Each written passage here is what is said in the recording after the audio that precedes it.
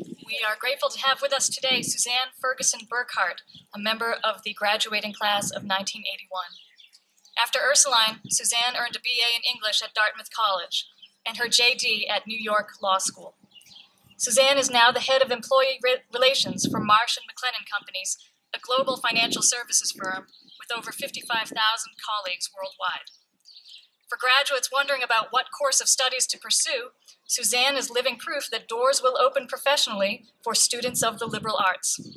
In her role at Marsh & McLennan, Suzanne and her team provide advice and counsel on workforce-related matters, and we know that Suzanne will have wonderful advice and counsel for the class of 2015 this morning. Will you please join me in welcoming Suzanne Ferguson Burkhardt back to Ursuline Academy?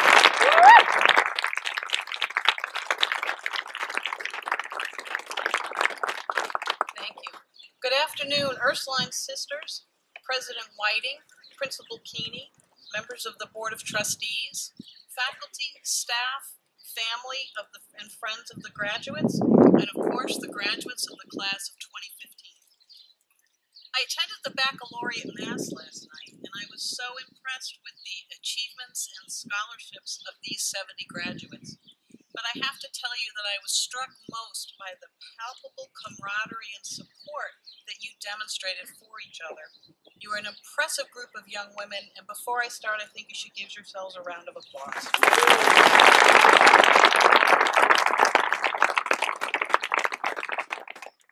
When you tell people that your high school has invited you to be the commencement speaker, everyone has one key piece of advice they think you should include in your speech, and people are passionate about what you should cover. I sparked more than one heated lunchtime conversation over what was the most critical advice to give you. All this debate made clear to me that everyone's journey is different, and an impactful piece of advice for one person may not resonate at all for someone else. So this left me in a bit of a quandary. Since this is a commencement address, my understanding is that I am expected to give you guidance about going off to college and living the rest of your life. But what could I say that would be useful for you when everyone's journey is so different? And then it hit me. I figured that life has gone well enough for me that I was asked to come speak to you today. So why not equip you with the same information I had when I was going off to college? Luckily for us, the person who gave me that good advice is actually here today, my father, Daniel Ferguson. I will only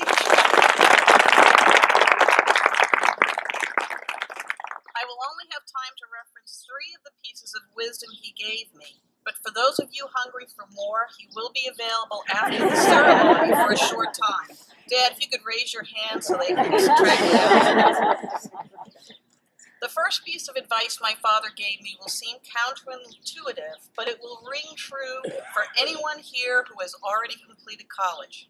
My father told me that college is the best vacation you will have in your entire life. Now, I remember being quite indignant when he told me this, as I knew that I'd have all these classes to take and papers and tests, and that I was going to be overloaded with work.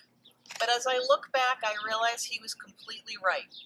Now, I want to be clear, this was not my father saying that I should not be serious about schoolwork or not plan for life after college. It was a given that this was required. What he was saying is that college is more than just academics. College really is a magical time. You have a level of freedom and autonomy that you have not had before. You have flexibility in your schedule, and you have a level of responsibility that is lower than it will likely ever be again in your life. Best of all, you are surrounded by people your own age who are in the same boat.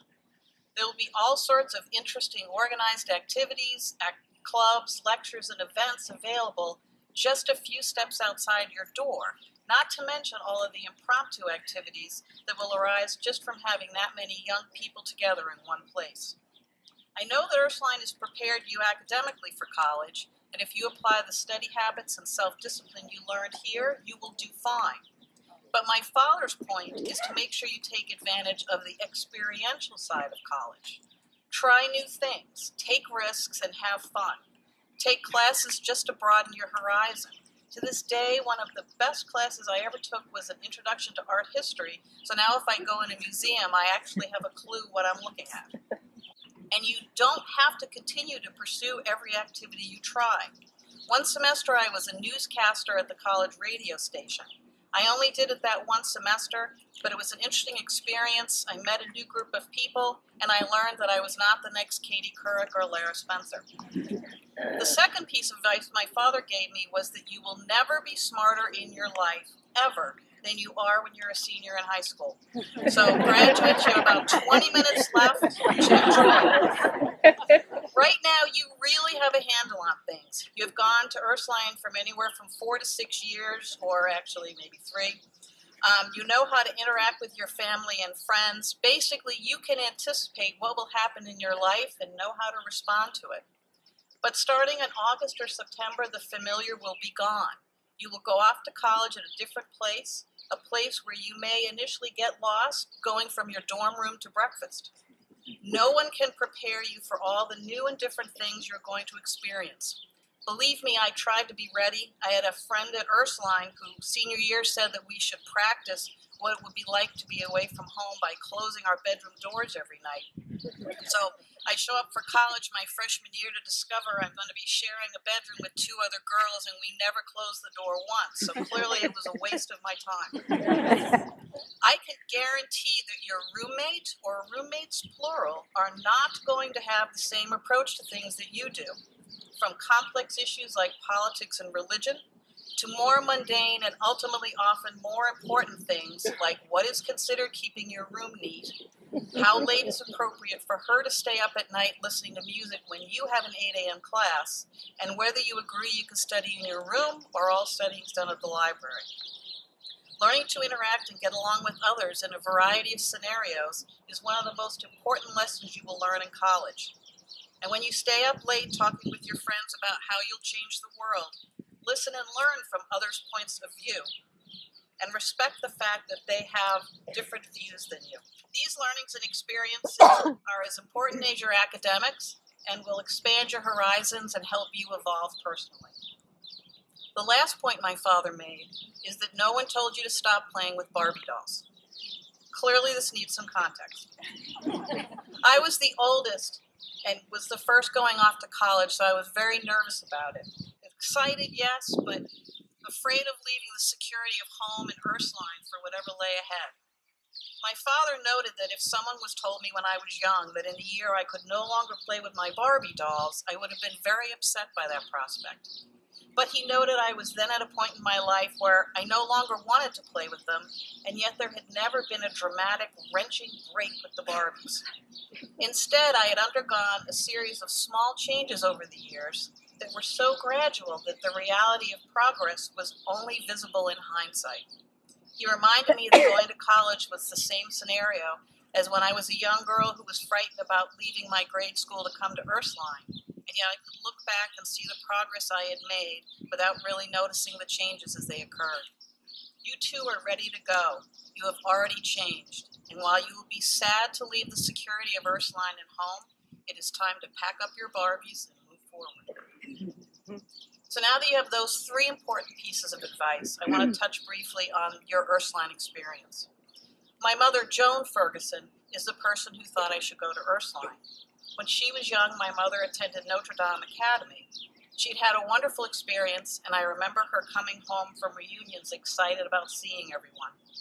In her mind, there was no question that my sister Laura and I would attend an all-girls academy for high school.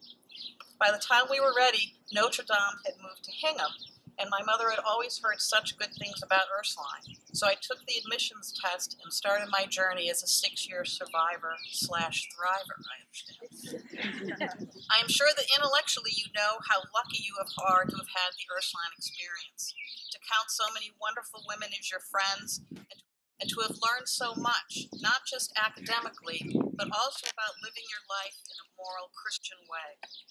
But I want to tell you you cannot begin to know what a difference your time here will make in your future.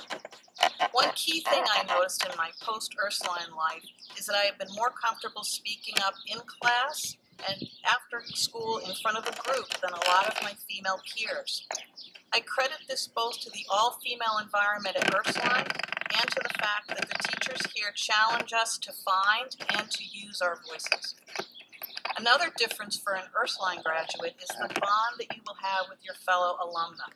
There is a definite sense of community among Ursuline women that people from other schools just don't have.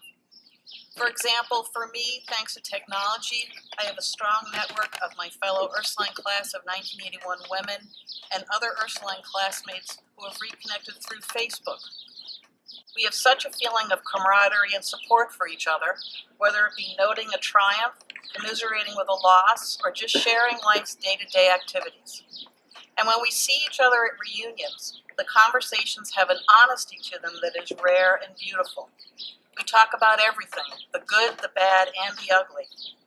For those of us who move away from the area, Ursuline creates opportunities for alumna from different classes to get together, and I have found a great group of women in the New York City area, Ursuline graduates from many different years, with whom I now stay in touch as well. I encourage you to keep your ties to Ursuline and support it in any way you can, with your time, with financial donations, by attending alumna events and reunions, or just by helping fellow Ursuline women if the need arises. Your time here will prove worthwhile in ways that may not be clear for many years. I have thanked Ursuline so often for the skills it helped me develop, for the life lessons it taught me, and for the wonderful women to whom it introduced me. And I have thanked my mother for finding this gift of Ursuline, and both my parents for giving it to me. 34 years ago, I stood on the same stage and gave the valedictory address. In those days, it was a very formal speech. You were very esoteric and quoted literary figures. And I read back through what I'd said that day, and it actually seemed appropriate to close today with the same quote I used then. Louisa May Alcott, the author of Little Women, wrote, "Far away in the sunshine are my highest aspirations.